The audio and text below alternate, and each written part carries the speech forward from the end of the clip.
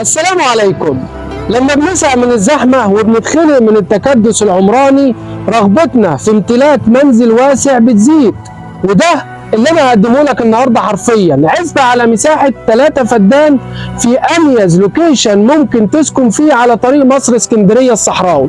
فجهز لي قهوتك الجميلة عشان مطلوب ان مزاجك يكون عالي العال وانت بتشاهد العرض المميز ده. خليكم معايا.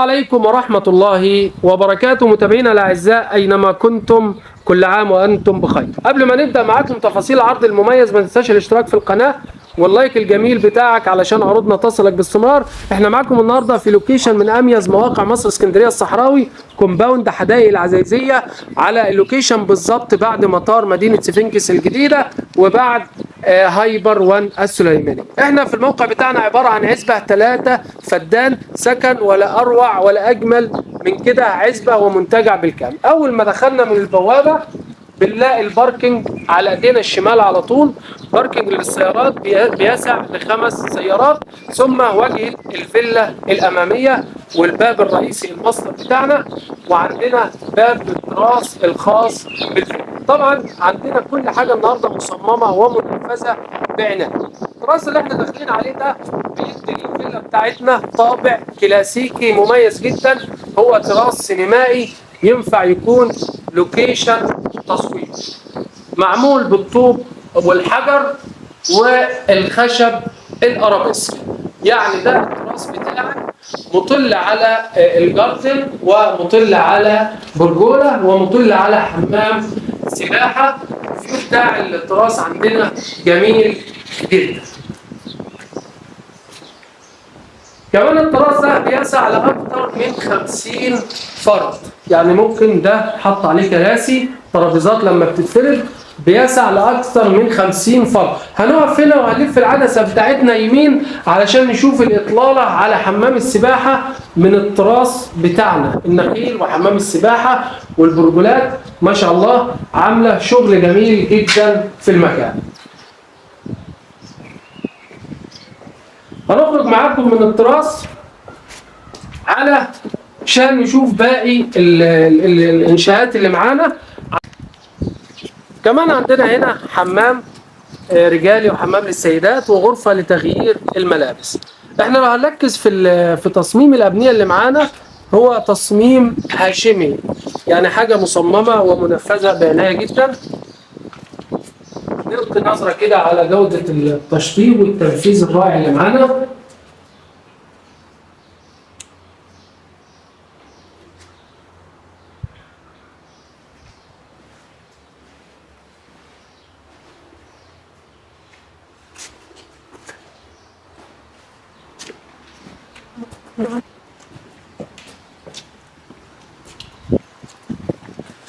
كمان عندنا غرفة لتغيير الملابس. طبعا ده بيخدم على حمام السباحة علشان ما نجرحش خصوصية الفيلا بتاعتنا في شيء. لو عندنا حد من الضيوف ما نجرحش خصوصية الفيلا. كمان هنلف بالزوم بتاع العدسة بتاعنا شمال كده علشان نوريكم القعدة العربي الطراز الهاشمي الأندلسي، جميلة جدا. القعدة دي تنفع لاستقبال الضيوف أو تتناول كوب الشاي بالنعناع. كوباية الشاي بالنعناع هنا يا جماعة حاجة تانية خالص. الفيو بتاعك لازم نطلع فوق نشوف التصور والفيو.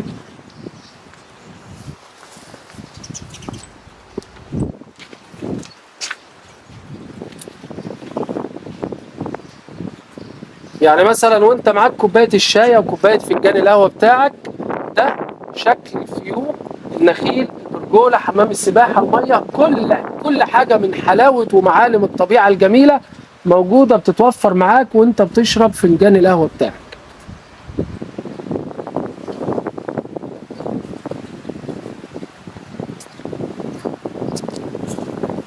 الفيلا بتاعتنا بواجهة كلاسيكية. هنلف الزوم المرة دي شمال عشان نوريكم الواجهة الكلاسيكية بتاعة الفيلا،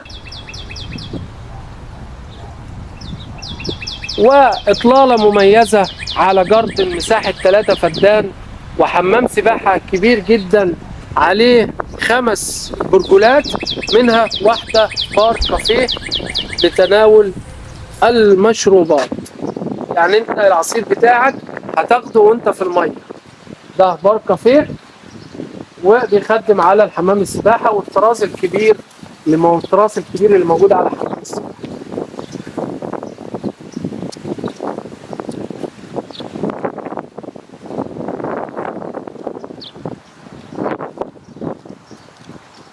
كمان احنا عندنا الطرق كلها عبارة عن ممرات بالانترلوك والبلدورة، حاجة في منتهى الجمال. ممشى كل العزبة بتاعتنا عبارة عن مشايات بالانترلوك والبلدورة. احنا داخلين معاكم على البرجولة، احد اهم المعالم السياحية. ده معلم برجولة، عندنا معلم سياحي، لوكيشن تصوير، قاعة ندوات، قاعة حفلات، قاعة مؤتمرات. برجولة بس على قد مساحة، يعني اكبر من مساحة شقة. حاجة من ضمن مميزات العرض بتاعنا وجميلة جدا، تستوعب من 80 فرد. يعني قاعة ندوات لوحدها تنفع تكون استوديو تصوير متكامل. مهما اتكلم عن حلاوة البرجولة، يعني انا بتاع عقارات وبتاع تسويق عقاري، من المعالم اللي عجبتني والمباني اللي عجبتني جدا البرجولة اللي انتوا هتشوفوها دي.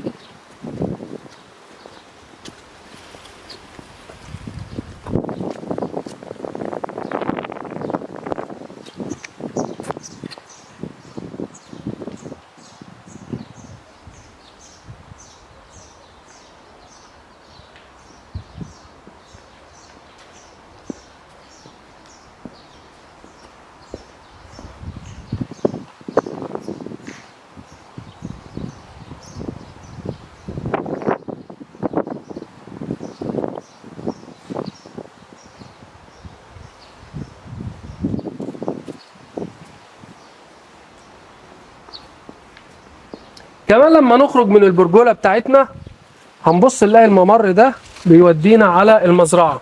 كده احنا داخلين على بيت الحارس وحظاير لتربية الماعز وتربية الدجاج والبط.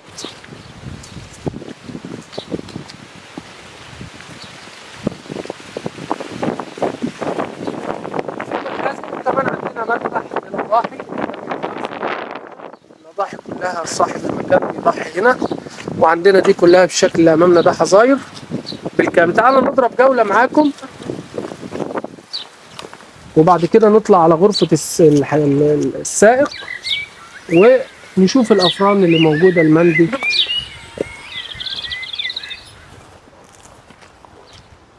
دي فراخ اهيت، البيض بتاع بياخدوه من الفراخ، والطيور هنا مربينا بالكامل، وفي معز واغنام للأضاحي.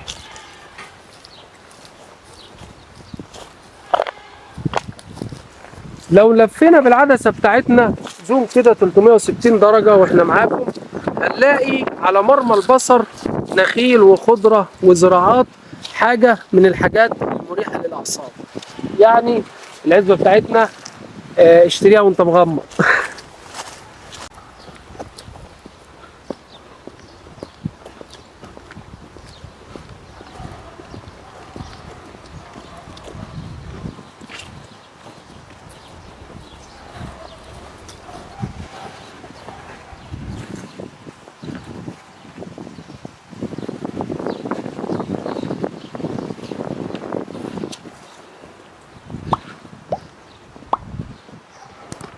ده فرن المندي الخاص بطهي الطعام واللحوم.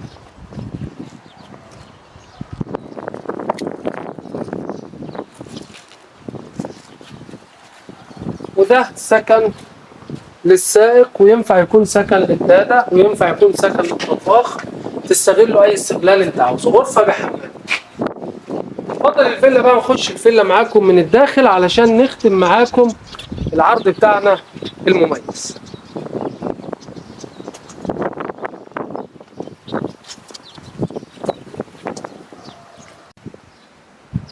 احنا كده داخلين معاكم الفيلا من الداخل. طبعا تشطيب بالكامل حديث. عندنا اول ما بتخش على الفيلا كده بتلاقي تراس دبل، بتلاقي ريسبشن، معذره ريسبشن دبل معاك. في صالون وانتريه مكيف بالكامل، في 2 تكييف، كل تكييف 5 حصان. وعندنا هنا غرفة سفرة.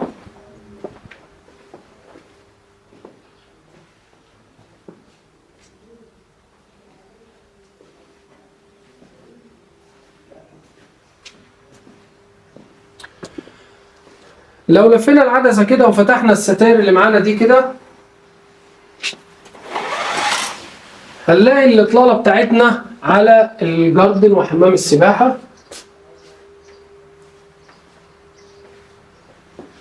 وعندنا هنا طرقة يمين بتدخلنا على الحمام وعلى المطبخ. عندنا اوفيس مطبخ كبير في جميع الأجهزة الكهربائية.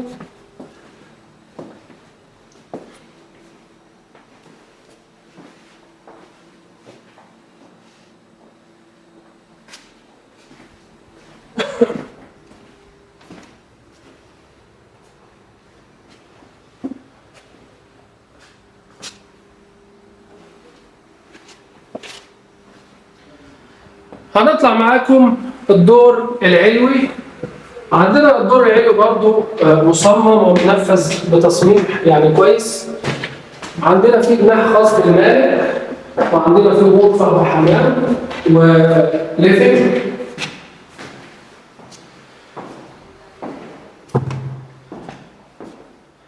دي غرفة ممكن تكون غرفة أطفال.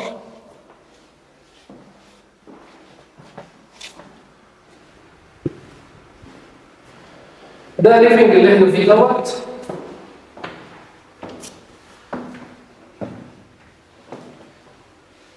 ده جناح خاص بالمالك مكيف بالكامل. في دريسنج روم، في غرفة حمام خاص بالمالك، في الجناح اللي احنا شايفينه ده.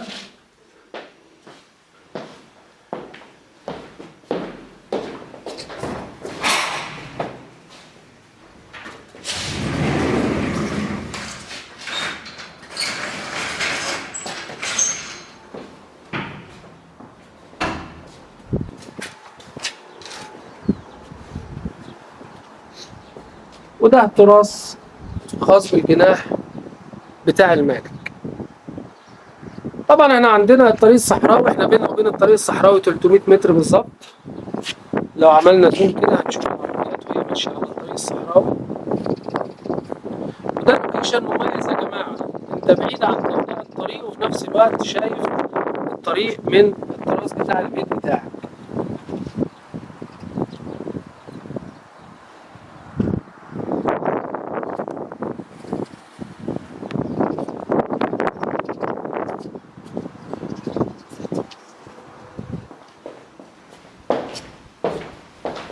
ده الحمام الخاص بالمالك، وفي كابينة شاور،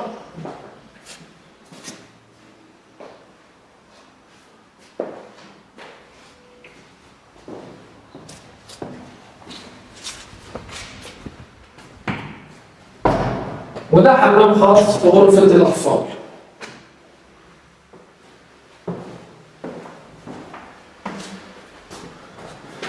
وده ليفينج روم، وعندنا فوق بقى ايه السطوح.